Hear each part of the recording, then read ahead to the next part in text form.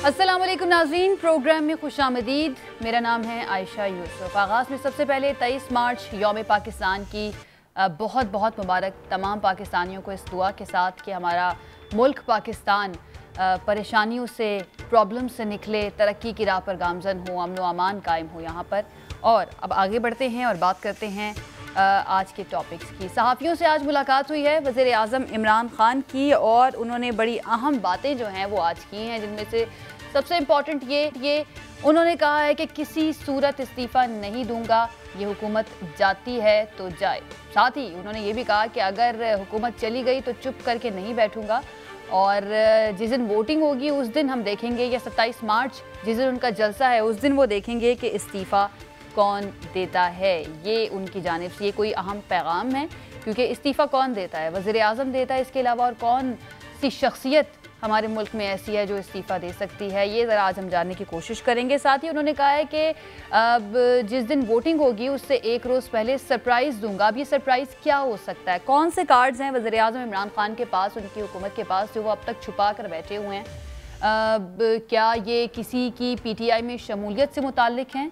क्या कोई वीडियोज़ हैं? ऐसा क्या है उनके पास जो गेम पलट सकता है? क्योंकि वज़ीर आज़म बहुत कॉन्फिडेंट नज़र आते हैं, या फिर ये एक जो है क्योंकि वो एक स्पोर्ट्समैन रहे हैं, तो उनकी जो है एक आदत बन चुकी है, या उनका एक तरीक़ाकार ऐसा है कि लास्ट बॉल तक, वो ख़ुद भी ये कहते हैं कि हम लास्ट बॉल तक खेलेंगे, और लास्ट बॉल तक हार जो है वो नहीं मानते। क्या वाकई में उनके पास ऐसा कोई कार्ड मौजूद है जो गेम जो है पलट सकता है? ये आज हम जानने की कोशिश करेंगे। दूसरी तरफ ये खबर आई कि इत्तेहादी 1 से 2 रोज़ में फैसला कर लेंगे कि उन्होंने किस तरफ जाना है। कुछ मुबस्सरीन या कुछ तज्ज़ियाकार जो हैं वो ये कहते हैं, या उनकी इत्तलात हैं कि जुम्मे के रोज़ इत्तेहादी ये फ़ैसला आवाम के सामने रख देंगे प्रेस कॉन्फ्रेंस में कि वो हुकूमत का साथ छोड़ रहे हैं। क्या वाकई में ऐसा है? हुकूमत की जानिब से भी कोशिशें की जा रही हैं कि इत्तेहादियों को मनाया जाए। आज PTI के अहम रहनुमा जो हैं वो MQM के वफ़द से भी मिले थे, उसमें क्या बातचीत हुई? हमारे साथ मौजूद होंगे PTI के रहनुमा, उनसे भी ये कोशिश करेंगे। और आखिर में हम बात करेंगे जी कि नून लीग ने महंगाई मुकाओ मार्च की तारीख तब्दील कर दी है। पहले 24 मार्च को इसका आगाज़ होना था, लेकिन अब ये तारीख हो चुकी है 26 मार्च। इसकी क्या वजह है, ये भी हम जानने की कोशिश करेंगे। हमारे साथ मौजूद हैं हमारे मेहमान फैजुल्ला कमोका साहब, MNA तहरीक इंसाफ हमारे साथ मौजूद हैं। सेनेटर रुखसाना ज़ुबैरी साहिबा रहनुमा पीपल्स पार्टी हमारे साथ मौजूद हैं, और सिद्दीकुल फारूक साहब रहनुमा नून लीग हमारे साथ मौजूद हैं। हमारे मेहमानों का बहुत शुक्रिया हमें ज्वाइन करने के लिए। फैजुल्ला साहब, आगाज़ में आपसे करती हूँ।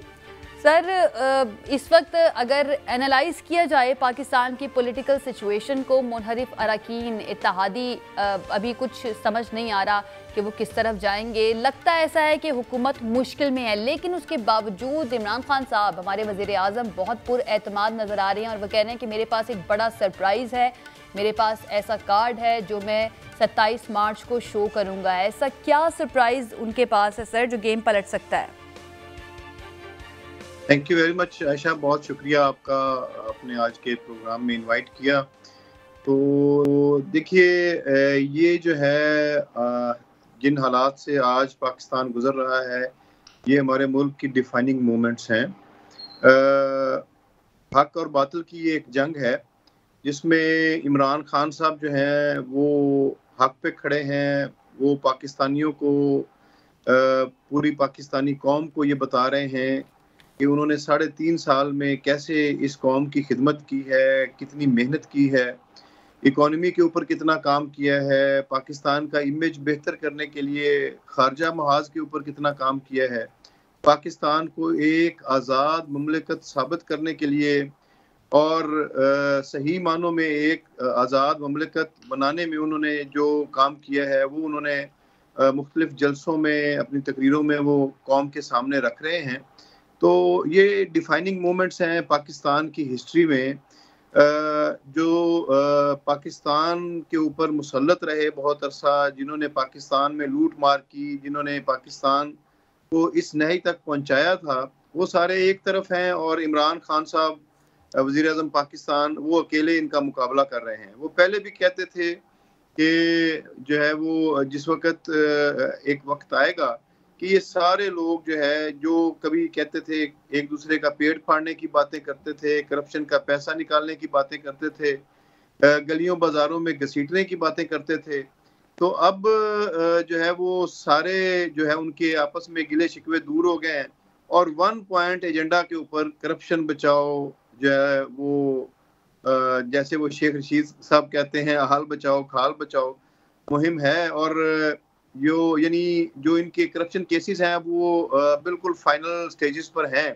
तो अब इनको कोई और जरिया नजर नहीं आया, तो उन्होंने यही सोचा कि हम हॉर्स ट्रेडिंग करें और कुछ ऐसे लोगों को जो मुस्तकबिल के कुछ लोगों को सुहाने ख्वाब दिखाए गए, कुछ को टिकट्स के लालच दिए गए, कुछ को पैसे के लालच दिए गए, पैसे ऑफर किए गए। तो अनफॉर्चुनेटली बड़ा ही अनफॉर्चुनेट है कि हम 2022 में बैठे हैं और हमारे मुल्क में जो सियासत है वो 80 और 90 की दिहाई वाली उन्हीं लोगों ने जो चार्टर ऑफ डेमोक्रेसी के ऊपर बात करते थे, चार्टर ऑफ डेमोक्रेसी की बात करते थे, कहते थे कि ये अब दोबारा से हम इस मुल्क में ये नहीं होने देंगे, इन्होंने साइन किए उसके ऊपर और फिर तरमीम भी की आइन के अंदर कि जो है लोग फ्लोर क्रॉसिंग करेंगे तो वो नाअहल करार दिए जाएंगे। अब वही लोग जो है पाकिस्तान साहब हॉर्स ट्रेडिंग का बहुत ज्यादा हम जिक्र भी सुन रहे हैं और ये इल्जामात भी हमें नजर आ रहे हैं, स्पेशली पीटीआई की तरफ से कि मुनहरिफ अरकान जो है इन्होंने पैसे लिए हैं। तो सर ये बात आप सिर्फ क्या अंदाजों से कर रहे हैं या फिर आपके पास सबूत भी मौजूद हैं? आयशा, मुझे आप बताएंगी कि ऐसे काम जो होते हैं वो सबूत के साथ होते हैं या कैमरा उसमें फिल्म उस वक्त बन रही होती है? अगर हम माजी में देखें तो इस तरह की वीडियोस भी सामने आई हैं जो जिसकी बेस पे वजीर आजम डिसीजंस भी लिया, जिसमें 20 से ज्यादा एमपीएस को निकाला भी गया था। इसीलिए मैं इसी तनाजुर में पूछूं कि क्या वाकई में आपके पास सबूत भी मौजूद हैं, कोई वीडियोस भी मौजूद हैं क्या?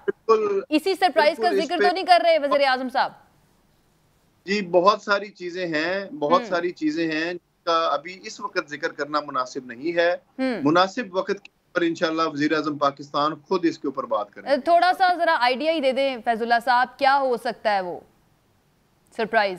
बस जो चीज वजीर आजम साहब के साथ आज जो सुप्रीम कोर्ट को कवर करते हैं सहाफी सारे, उनकी मुलाकात हुई। जब उन्होंने ये बात की है तो obviously I have to follow his direction. तो अभी इसके ऊपर कोई बात नहीं हो सकती। बाकी ये अपना जोर लगाएं और खरीदें और खरीदो फरोख्त करें और लोगों को लालच दें और इस मुल्क की सियासत को गंदा करें। तो हमारी ताकत अवाम है, हमारी ताकत पाकिस्तान के लोग हैं। अब वो समझ चुके हैं। अब कोई 80 या 90 की दहाई नहीं है। उस वक्त ये होता था, उनको पता था कि दोनों तरफ करप्ट लोग बैठे हैं, अगर कोई खरीदो फरोख्त हो रही है तो ये आपस में कर रहे हैं तो ठीक है।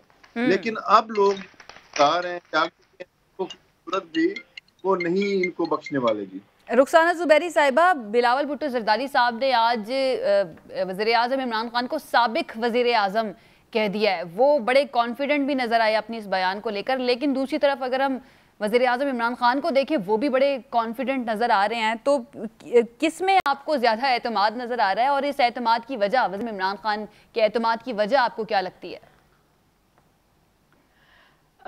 आशा, सबसे पहले तो हमारे जो दूसरे साथी आपके साथ बैठे हैं उन सबको अस्सलाम वालेकुम और मुबारक फॉर द आज के दिन की।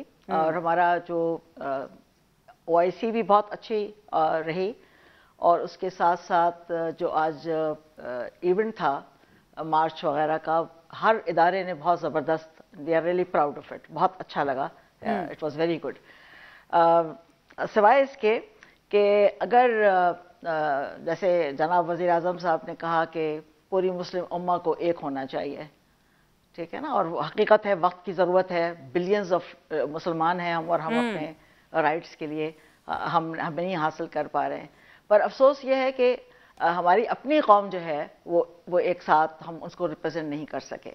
ये एक बहुत हमारे लिए नेगेटिव बात हुई है कि एक हमारा वज़ीर आज़म जो बहुत अच्छी उन्होंने तकरीर की और उन्होंने कहा कि मुस्लिम उम्मा को एक होना चाहिए, उनका मैसेज था, बड़ा इंपॉर्टेंट मैसेज है। यही मैसेज जुल्फ़िकार भुट्टो लेकर चले, यही मोहतरमा लेकर चली बेनज़ीर भुट्टो साहिबा, यही जरदारी साहब, OIC की स्ट्रेंथनिंग में उनका बहुत रोल रहा है, उनका सबका यही मैसेज है। लेकिन अफसोस इस बात का है इस वक्त कि एक मीटिंग भी वज़ीर आज़म साहब की अपोजिशन के तमाम अरकान के साथ बैठकर नहीं हुई, जबकि ट्रेडिशन पार्लियामेंट का ये है कि वज़ीर आज़म साहब जब एंटर होते हैं तो अपनी कुर्सी पर बैठने से पहले सबके पास जाते हैं, फर्स्ट रो में उन लोगों से मिलते हैं, ऑपोजिशन लीडर से, और वक्तन फवक्तन डिस्कशन होता है, कम्युनिकेशन होता है और बहुत सी चीज़ें हल हो जाती हैं। अब जैसे यही जो OIC का इनाकाद था, इससे भी बैठ के किया जा सकता था कि देखिए हम आपका जो ये आप ला रहे हो अदम एतमाद की तहरीक, ये इतने दिन नहीं, इतने दो दिन डिले कर दें, 4 दिन डिले कर दें और आप ले आइए। तो आप जब कम्युनिकेशन करते हैं तो सारे मसले हल होते हैं। We are behaving as if we are नए हमने सियासत शुरू की है और हम बिल्कुल आप ठीक कह रही हैं रुखसाना साहिबा, लेकिन बिलावल भुट्टो साहब की जानिब से जो बात की गई थी वो भी तो हम कह सकते हैं कि एक गैर जिम्मेदाराना बयान था जो उन्होंने OIC के बारे में किया था। देखिए बात यह है कि उनको बिलावल जो है उनको पूरी तरह पता है कि पीपल्स पार्टी का, उनके अपने नाना का, उनकी अपनी वालदा का, उनके अपने वालिद का क्या कंट्रीब्यूशन रहा है OIC में। ये एक स्लिप ऑफ टंग हो सकती है, कोई कहीं से कोई आवाज आ सकती है, कुछ हो सकता है, पर immediately the moment he realized he went back to all the senior members and then they set के इमीडिएटली इसकी वो करें। और आपने देखा कि मैंने भी जो लेटर लिखा OIC के सारे फॉरेन मिनिस्टर्स को, सेक्रेटरी जनरल, एम्बेसडर्स को, उसमें मैंने उन्हें यही बताया कि पीपल्स पार्टी का क्या कंट्रीब्यूशन रहा है राइट फ्रॉम द डेज 69, 68 जब ये शुरू हुई थी। उस वक्त से भुट्टो साहब as foreign minister of Pakistan उनका बहुत इंपॉर्टेंट रोल रहा। इनफैक्ट उन्होंने आसपास के जो ये इदारे लोग थे, मुल्क थे, उनको जगाया कि भाई अपने ये रिसोर्सेस को आप ठीक से इस्तेमाल करें, और उनको बताया कि कितना ज़रूरी है। इतनी बड़ी कॉन्फ्रेंस यहाँ हुई लाहौर में। फिर यूनाइटेड नेशंस में 2 दफ़ा प्रेसिडेंट जरदारी ने जाके पाकिस्तान का केस प्रेजेंट किया, पाकिस्तान का नहीं, मुस्लिम उम्मा का केस प्रेजेंट किया, और उन्होंने कहा कि इस्लामोफोबिया जो है इसको आप ख़त्म करें। इसके लिए लॉ होना चाहिए जो इंटरनेशनली रिकग्नाइज लॉ हो और वो क्रिमिनलाइज हो हर मुल्क में।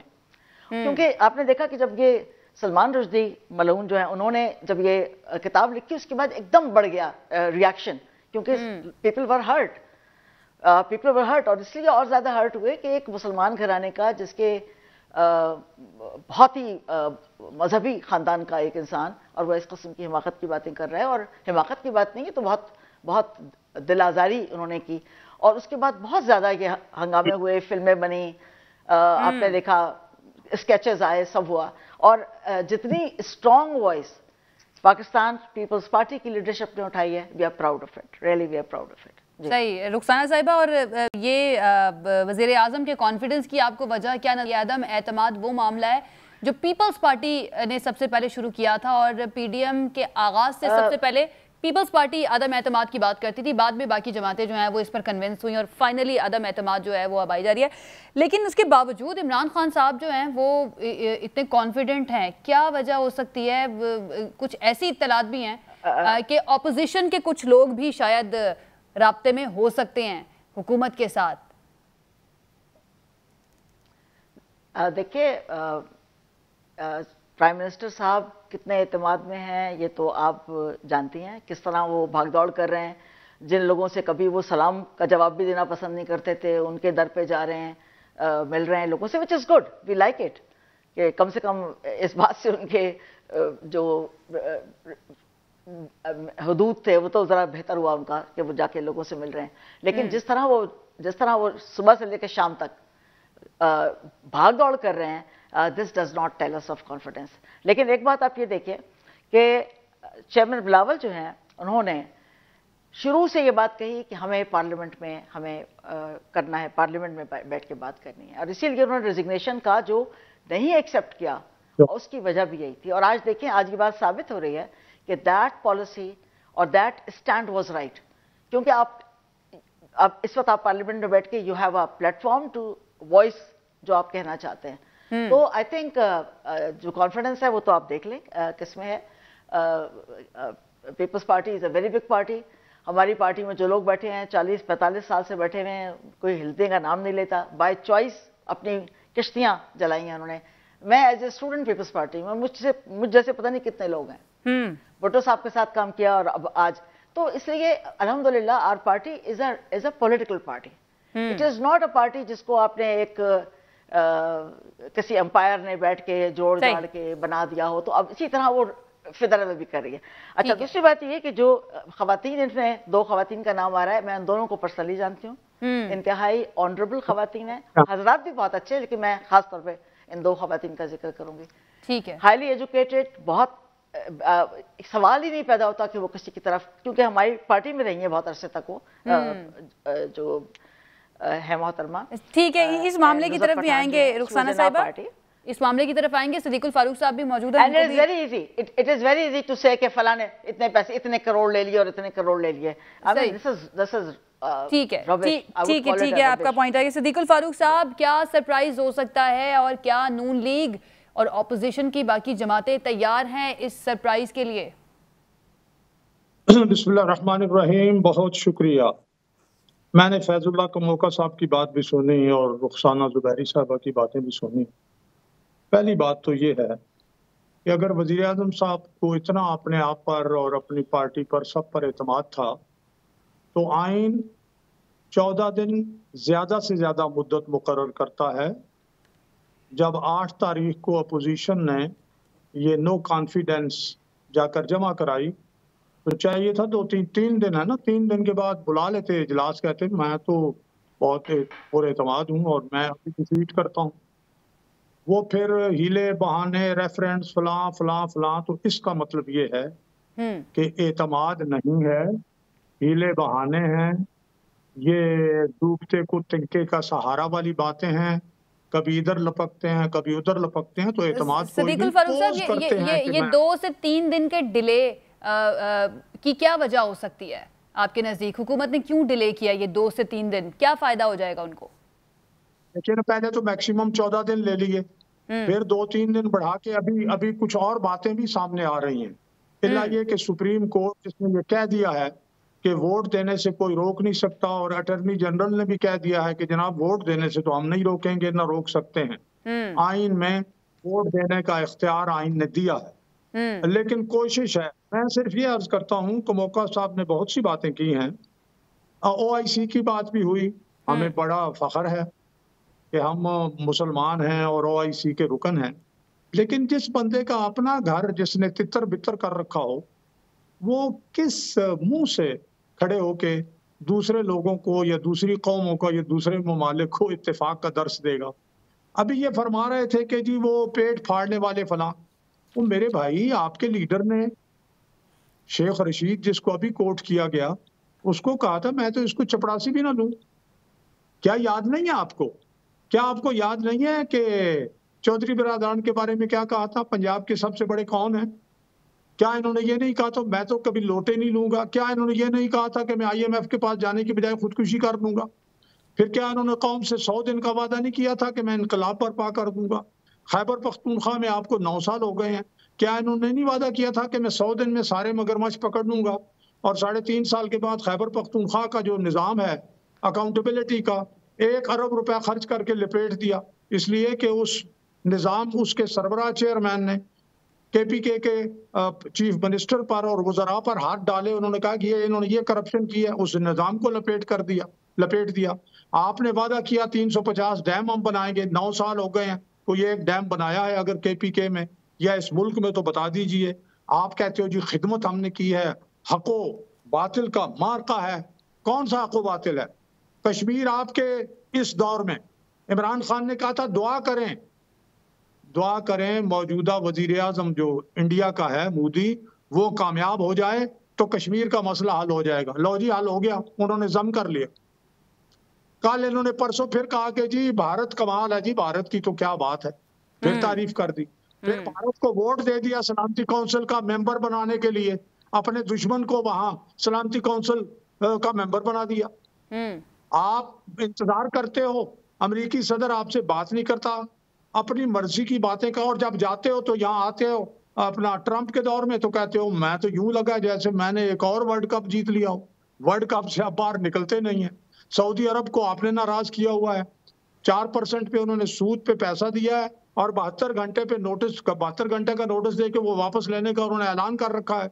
और ये भी कि अगर आपने डिफॉल्ट किया तो दुनिया में जहां कहीं आपके असासे हैं हम जब्त कर लेंगे। ये हमारी इज्जत है इमरान खान साहब के हाथों।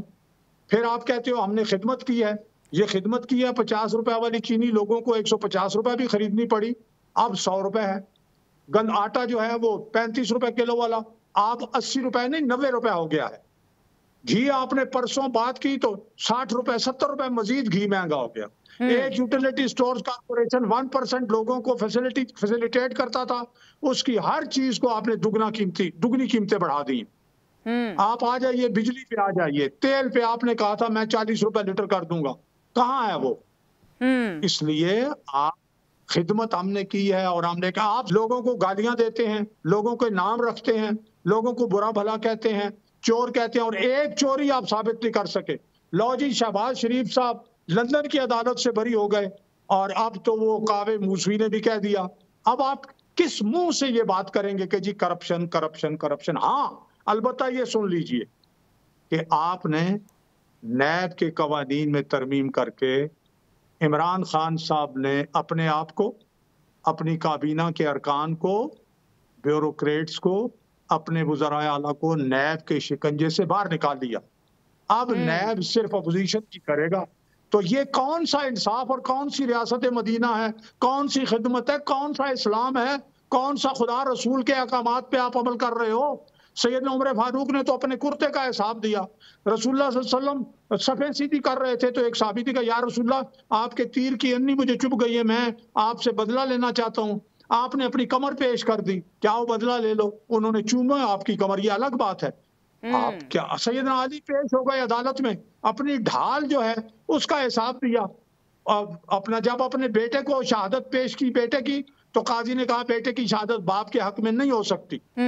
तो सदीकुल फारूक साहब, फिर इसका मतलब है कि ये आप ये समझते हैं कि सिर्फ ये शो करने के लिए, ये कॉन्फिडेंस जो इस वक्त नजर आ रहा है हमें, वो सिर्फ शो करने के लिए है वज़ीर आज़म पर? मैंने जो हक़ाइक़ आपके सामने रखी हैं, अगर एक गलत हो तो फिर मैं सदा भुगतने को तैयार हूं, और अगर इनमें एतमाद है, एतमाद था, भाई तो सामना करें ना सीधे।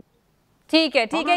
ये जो आपने बात किया इसका जवाब भी लेंगे फैजुल्लाह कमोका साहब से एक ब्रेक के बाद। स्टे जी नाजरीन, ब्रेक के बाद खुशामदीद। फैजुल्लाह कमोका साहब, सर डेफिनेटली आप सदीकुल फारूक साहब की बात का जवाब भी देना चाहेंगे, साथ ही मैं अपना सवाल भी ऐड कर देती हूँ। आप लोग मुनहरिफ अरकान को हम देख रहे हैं कि कुछ धमकियां भी दी जा रही हैं, प्रेशर भी डाला जा रहा है, उनको कहा भी जा रहा है कि आपके जो हल्के के लोग हैं वो आपको नहीं छोड़ेंगे, और साथ ही कहा जा रहा है कि वापस भी आ जाएं आप। अगर वापस आते हैं मुनहरिफ अरकान, और जिनके बारे में आप कह रहे हैं कि आपको पता भी है जिन्होंने पैसे लिए, तो सर फिर उनका मुस्तकबिल क्या होगा? क्या सिर्फ उनको वोट तक के लिए अपने साथ रखा जाएगा और उसके बाद पार्टी से निकाल दिया जाएगा, या फिर कोई और इसके लिए प्लान तरतीब दिया गया है? देखिए आयशा, सबसे पहली बात तो ये है कि जो शख्स जिस पार्टी के टिकट पे मुंतखब हुआ है, अगर उसको पार्टी पॉलिसी से इख्तलाफ है, वो समझता है कि पार्टी जो है वो सही एक्ट नहीं कर रही, गवर्नमेंट काम सही नहीं कर रही, तो उसको चाहिए कि वो अपनी सीट से रिज़ाइन करे, इस्तीफ़ा दे, उसके बाद आज़ाद इलेक्शन लड़े, किसी और पार्टी के टिकट पे इलेक्शन लड़े, और उसके बाद फिर जो मर्जी करे। लेकिन एक पार्टी के टिकट पे इलेक्शन लड़के, एक पार्टी की तरफ से मैंडेट लेके उसके मैंडेट को बेचना और किसी दूसरी पार्टी को वोट देना, मैं समझता हूँ इससे बड़ा कभी जुर्म और कोई नहीं है जमहूरियत के अंदर। दुनिया में किसी जमहूरियत के अंदर आपको इस किस्म की मिसालें नहीं मिलेंगी आज के दौर में। जिन मुल्कों ने तरक्की की वहाँ पे ये गंद ख़त्म हो गया और तभी ये मुल्क आगे बढ़े।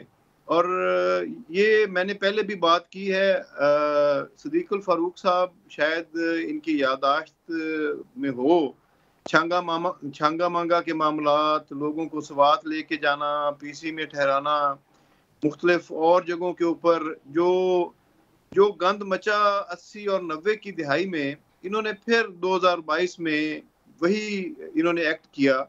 हालांकि खुद ये दाई बन रहे थे इस चीज़ के, तरमीम भी लेके आए आइन के अंदर, और अगर उसके ऊपर हम सुप्रीम कोर्ट में गए हैं और उसके ऊपर सुप्रीम कोर्ट से एक रेफरेंस के जरिए रहनुमाई मांगी है, तो कोई बुरी बात तो नहीं है।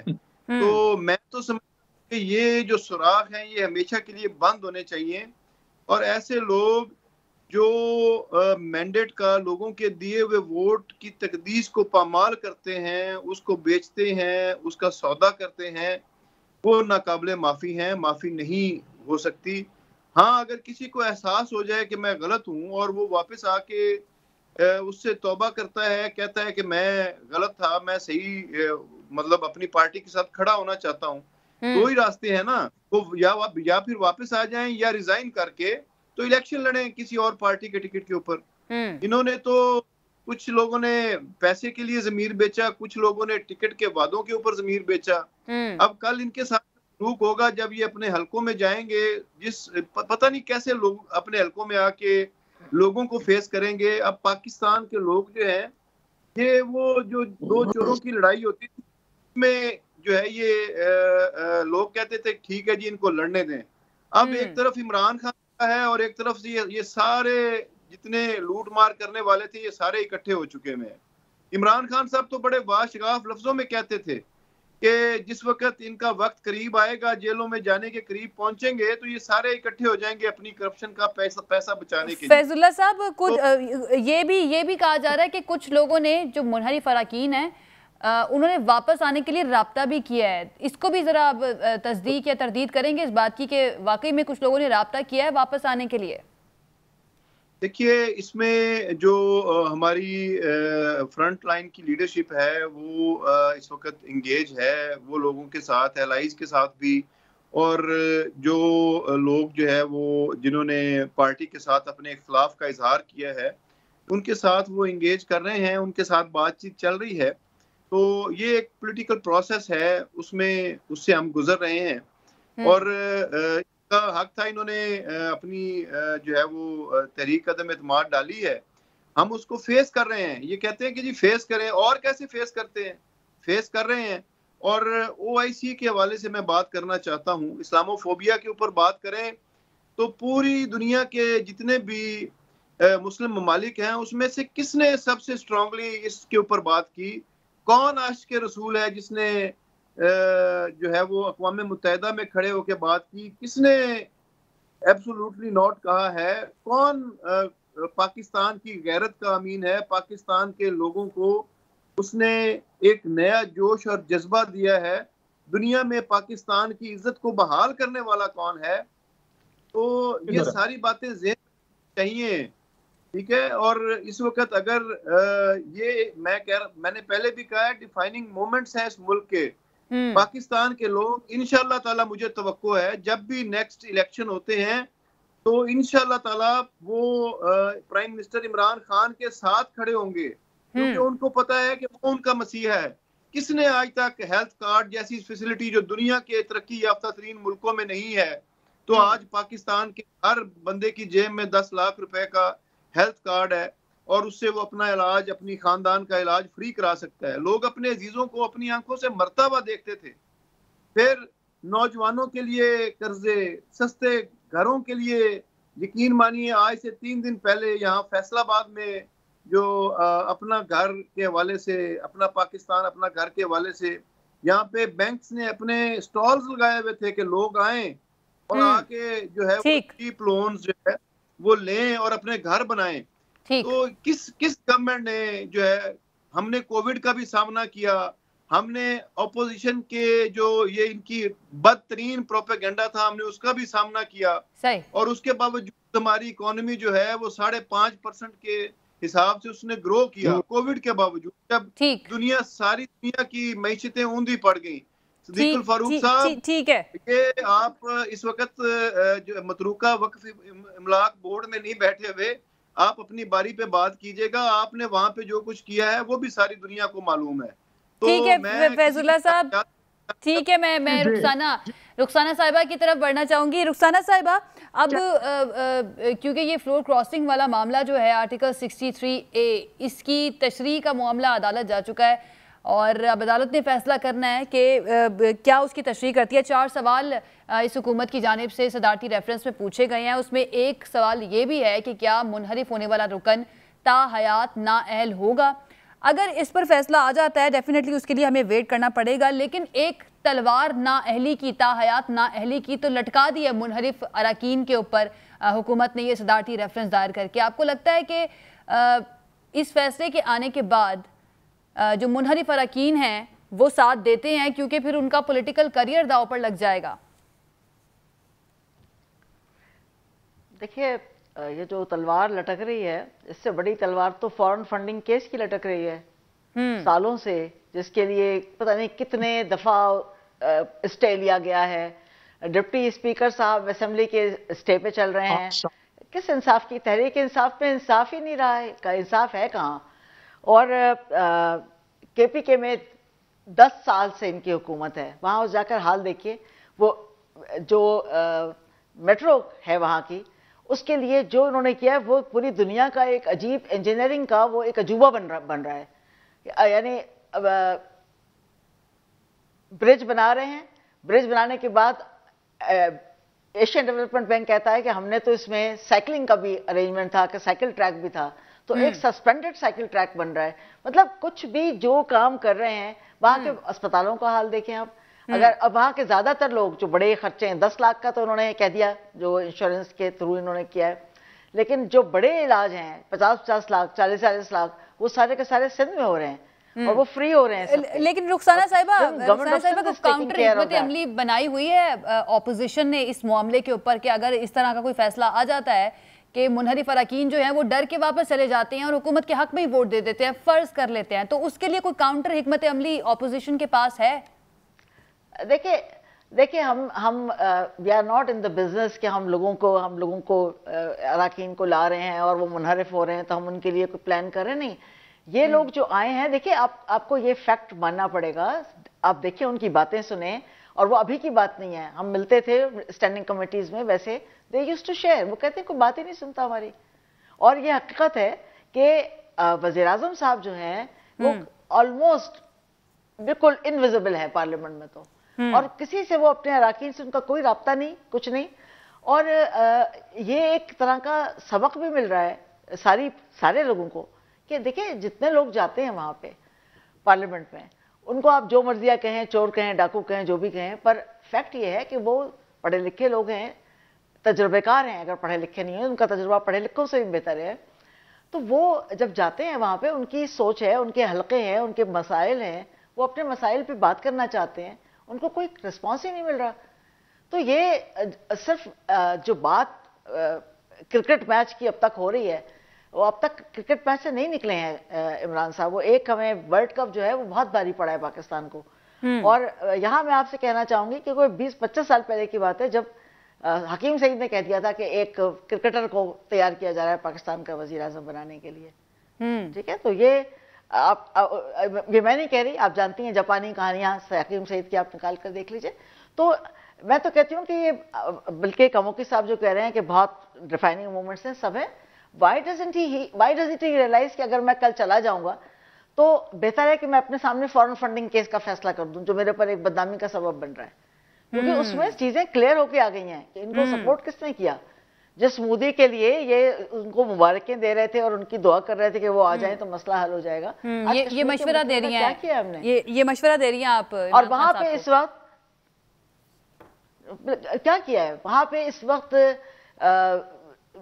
यानी लोगों के मारने की बात हो रही है। यानी क्या कहलाता है वो, एक ह्यूमन वॉच जो है वो कह रहा है कि जी यहाँ पे बेहिसाब मिलियंस ऑफ लोगों की जिंदगी का खतरा है और हम कुछ नहीं कर रहे, हम बैठे हुए, we are doing nothing. And सिर्फ दुआएं करने से मुझे अच्छी बात लगती है परवेज मुशर्रफ की कहने के हमने जो आर्सेनल जमा किया है कोई शबरात के लिए थोड़ी जमा किया है, शबरात में फोड़ेंगे से। तो I mean we have to take strong steps. हमने कुछ भी नहीं किया सिवाय इसके कि हमने वो लगा दिए, बोर्ड्स लगा दिए कि इतने घंटे, इतने महीने, इतने सेकंड। शुक्र है कि अब मिनट निकाल दिया, इसमें से अब दिन गिन रहे हैं, सैकड़ों दिन हो चुके हैं। लेकिन रुखसाना साहिबा, आप जिस तरह से वज़ीर आज़म ने इस मामले को OIC में उठाया, उससे पहले 2018 में हमने देखा था कौमी यूनाइटेड नेशंस में जिस तरह से उन्होंने खिताब किया था और इस RSS के मामले को, हिंदुत्व के नज़रिए को जिस तरह से उन्होंने बयान किया था, इसका मतलब है कि आप या अपोजिशन की जमातें मुतमईन नहीं है कि वज़ीर आज़म ने सही मुकदमा नहीं लड़ा कश्मीरियों का। देखिए वज़ीर आज़म ने जो कुछ सही किया, हम बिल्कुल उसको सही कहते हैं। चेयरमैन बिलावल ने पहली जो उनकी मेडन स्पीच थी पार्लियामेंट में, उसमें उन्होंने कहा कि जनाब वज़ीर आज़म साहब, आपने जो अच्छा काम करेंगे हम आपके साथ हैं, हम आपके पीछे हैं, और हम आपको याद दिलाते रहेंगे आपके वादे। तो he missed all the opportunities. पूरी अपोजिशन इनका अच्छे कामों में इनका साथ देने को तैयार थी। आज ये है कि पहले महातीर मोहम्मद बनना चाहते थे, फिर तैयब अर्दोगान बनना चाहते थे, फिर मसलूनी पे आ गए, अब कुछ हिटलर के पास ही हैं कहीं, ऐसे ही लगता है मुझे। सिद्दीकुल फारूक साहब गुजर गए। जी भाई ठीक है रुखसाना साहिब, आपको पॉइंट है। सिद्दीकुल फारूक साहब, सर अब आपका एक मार्च था। आयशा मैं सिर्फ एक बात कहना चाहती हूँ। ये जो लॉन्ग टर्म प्रोजेक्ट्स हैं, ये लॉन्ग टर्म प्रोजेक्ट्स जो हैं, ये वज़ीर आज़म जैसे रिकोडेक वगैरह, ये should not be signing it. जब वो वज़ीर आज़म एतमाद का वोट ले लें, बेशक साइन करें जो लॉन्ग टर्म प्रोजेक्ट्स हैं। He should not be signing long term projects. ठीक है, ये मैं बहुत इस पे एम्फसाइज करना चाहती हूँ। ठीक है सिद्दीकुल फारूक साहब, सर आपका जो मार्च होना था, महंगाई मुकाओ मार्च, उसकी तारीख भी तब्दील की गई है, इसकी रीजन क्या है सर? कहीं ये तो खदशा नहीं है कि आवाम का रिस्पांस कम होगा? मैं महंगाई मुकाओ मार्च पे जवाब देता हूँ। कमोका साहब ने मुझ पे जाती हमला करने की कोशिश की है। मैंने चैलेंज कहा हूँ कि मतरूका वक्फ अबलाग बोर्ड का मैं 3 साल 4 महीने चेयरमैन रहा हूँ, और 4 साल और हो गए हैं कि मैं नहीं हूँ। ये 7.5 साल बनते हैं। इसमें नैब और सब ने बड़ी इंक्वायरियां कर ली। अब मैं कमोका साहब को चैलेंज करता हूँ कि ये स्पेसिफिक इल्जाम मुझ पर लगाएं ताकि मैं इन्हें अदालत में लेके जाऊं। एक दूसरा, मैंने चैलेंज करता हूँ, ये मकानों की बात करते हैं। इनके लीडर ने 50 लाख मकान 5 साल में बनाने की लाहौर में खुदा को हाजिर नाजिर जानकर वादा किया था। ये 3.25 साल गुजर चुके हैं। अब तक 30 और 38 लाख मकान बन जाने चाहिए थे।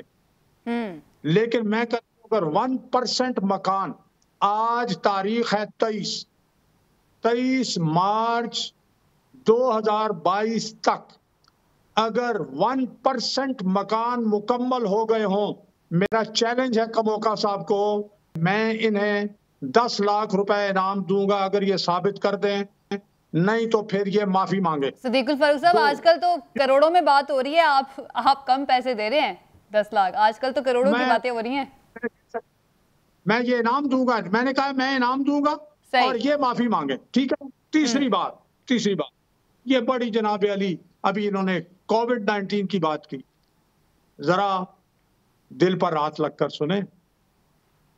ऑडिटर जनरल ऑफ पाकिस्तान ने कोविड-19 की गैर मुल्की इमदाद में 40 अरब रुपए की करप्शन की निशानदेही कर दी है। वो रिपोर्ट इमरान खान ने छुपा ली, IMF के दबाव पर वो सामने आई। क्या खिदमत किया आपने? कोविड-19 की बात आप करते हैं। आपने चीनी, गंदम, LNG, दवाएं और इन सब पे 2000 अरब रुपए से ज्यादा की करप्शन जो है वो आप पर इल्जाम है। आप बातें करते हैं बड़ा, लोगों को मालूम है कि इमरान खान को 95 में लाहौर हाई कोर्ट ने कहा वकला महाज की दरखास्त पर कि आप अपना हिसाब पेश करें DC लाहौर को। 95 गुजरा, 5 और 27 साल हो गए हैं, इन्होंने वो हिसाब नहीं दिया। ये जनाब बड़े बन रहे हैं ईमानदार। सिद्दीकुल फारूक साहब, सारा प्लान अभी तक जो है वो डिस्कस भी हो चुका है डिफरेंट TV चैनल्स के ऊपर कि इस अदम एतमाद के कामयाब होने के बाद शहबाज शरीफ साहब वज़ीर आज़म के उम्मीदवार होंगे और वो वज़ीर आज़म बनेंगे। तो फिर आप लोग ये जो सारी करप्शन की जो बातें आप बता रहे हैं, फिर आप लोग इरादा रखते हैं कि जिसने करप्शन की उसको पकड़ के बंद किया जाए? हम ये नहीं कहेंगे कि मैं नहीं छोड़ूंगा, हम ये कहेंगे कि ये तमाम जो करप्शन के इल्जामात हैं ये मुतल्लिका इदारों के पास हम भेजेंगे और मेरिट पर ये केस बनेंगे। इनके दावे और इनके हक़, ये हम नोट छाप रहे हैं, ये कानून की बात कर रहे हैं। बिल्कुल सुन ले, डॉलर आज 182 रुपए का है और ओपन मार्केट में 80 और 90 रुपए का है। कर्जे इन्होंने 30,000 अरब रुपए इनहेरिट किए 3.5 साल में 25,000 अरब रुपए कर्जे इन्होंने बढ़ा दिए, 70 साल में 30,000 और 3.5 साल में 25,000 अरब। ठीक हो गया। बात करते हैं मुझे। अब एक कमेंट में बाकी मेहमानों का भी ले लूं, सदीकुल फारूक साहब, और बड़ा अहम सवाल मुझे करना है। जी जी ठीक है सदीकुल फारूक। फैजुल्ला साहब, चौधरी निसार साहब की आजकल बात की जा रही है कि वो दोबारा से एक्टिव भी हो रहे हैं और आज वजीर आजम ने उनका जिक्र भी किया कि उनसे मुलाकात हुई थी और उनसे 40 साल पुराना ताल्लुक है। तो सर क्या कोई शमूलियत का भी इम्कान है पीटीआई में? क्या वो शामिल भी हो सकते हैं? यही तो सरप्राइज नहीं है वजीर आजम का?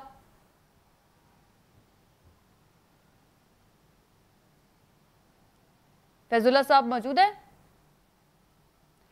फैजुल्ला साहब को मेरे ख्याल से आवाज़ नहीं जा रही है। सदीकुल फारूक साहब की तरफ में आ जाती हूँ। सदीकुल फारूक साहब, यकीनन आप तक भी पहुँची है ये खबरें चौधरी निसार के दोबारा से थोड़ा एक्टिव होने की। वो अपने हलके में कॉर्नर मीटिंग्स कर रहे हैं और लोगों से मिल रहे हैं और कहा जा रहा है कि वो उनकी मुलाकात हुई है वज़ीर आज़म से। तो सर आप लोगों का कोई इरादा है उनसे मुलाकात का? शहबाज शरीफ साहब से तो काफ़ी अच्छे ताल्लुकात हैं उनके, इख्तलाफात अपनी जगह, लेकिन पुराने नून लीग के वो रहनुमा हैं, साबिक वज़ीर दाखिला हैं। तो कोई शमूलियत का इम्कान है कि वापस आ जाएं वो नून लीग के साथ ही? मैं वही बात कहूंगा जो शायद फरहान अब्बासी साहब ने कही है कि वो जाके लीडरशिप से राब्ता करें अगर वो वापस आना चाहते हैं। और एक सवाल ये भी किया कि मुश्किल वक्त में आप कहाँ थे? ठीक है, पार्टी को छोड़ गए। हाँ, पार्टी को आप छोड़ गए। पार्टी में इख्तिलाफ राय होता है, हर आदमी नागुज़ीर नहीं होता, और पार्टी के अंदर रह के चलने वाले और प्रॉपर जगह पर अपनी राय देने वाले यानी दरवाजे आपकी पार्टी में खुले हैं उनके लिए। ठीक है फैजुल्ला साहब, चौधरी निसार की मुलाकात हुई है वजीर आजम इमरान खान से।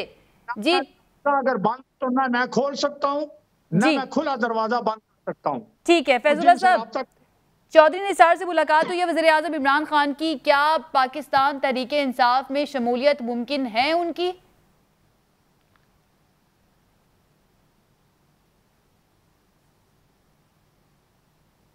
फैजुल्ला साहब आप सुन पा रहे मुझे? फैजुल्ला साहब को शायद आवाज़ मेरी नहीं जा रही है। जी, अब रुखसाना साहिबा, एक तो यही सवाल आपकी तरफ भी लाऊंगी कि चौधरी निसार साहब अगर शामिल हो जाते हैं पाकिस्तान तहरीक इंसाफ के साथ, तो ये आपको लगता है कि फ़ायदेमंद होगा हुकूमत के लिए? दूसरा ये कि हुकूमती इत्तेहादी MQM के साथ पीपल्स पार्टी के मामला तय हो गए हैं, तो क्या आपने ऑफर किया उनके साथ? क्या फिर सारी तरतीब दी गई है किसके पास कौन सा ओहदा होगा? देखिए, चौधरी निसार साहब को I wish him all the best. मैं तो, मेरी ख्वाहिश है कि मेरी उनसे मुलाकात हो तो मैं उनसे पूछूं कि मोटरवे जो है वो GT रोड से 125 किलोमीटर ज़्यादा कैसे हो गई? इसलिए कि उनकी ज़मीन को टच करना था उसने, ठीक है। और आप सोचें कि कितना बड़ा उन्होंने ये नुकसान किया है पूरे पाकिस्तान का।